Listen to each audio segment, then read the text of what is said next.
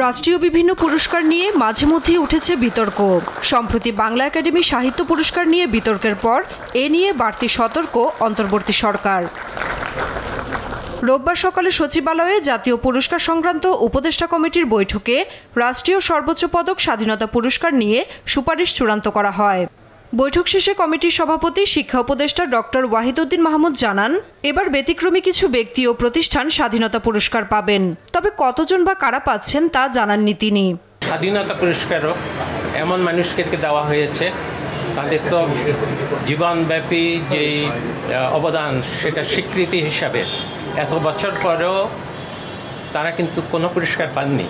কাজেই আপনাদের অনুমান করে নিতে হবে যে কী ধরনের আমরা মনোনয়ন দিয়েছি। কিন্তু এই না, এটা চূড়ান্ত হয়নি, এটা সুপারিশ। আর কমিটির সদস্য আইন উপদেষ্টা আসিফ নজরুল বলেন, আওয়ামী লীগ সরকারের আমলে র্যাব সহ বিতর্কিত প্রতিষ্ঠান ও ব্যক্তিকে স্বাধীনতা পুরস্কার দেয়া হয়েছিল। এর আগে যে স্বাধীনতা দিবস পুরস্কার দেখতাম তখন আমাদের কাছে মনে হয়েছে এমন ব্যক্তি এবং প্রতিষ্ঠানকে পুরস্কার দেওয়া হয়েছে যেটা নিয়ে সমাজে প্রশ্ন উঠেছিল, এবং এমন প্রতিষ্ঠানকে দেওয়া হয়েছিল, র্যাবের মতো প্রতিষ্ঠানকেও স্বাধীনতা দিবস পুরস্কার দেওয়া হয়েছিল। এই দলগত গোষ্ঠীগত চিন্তার ঊর্ধ্বে থেকে স্যারের নেতৃত্বে আমরা এমন সব নাম সুপারিশ করেছি।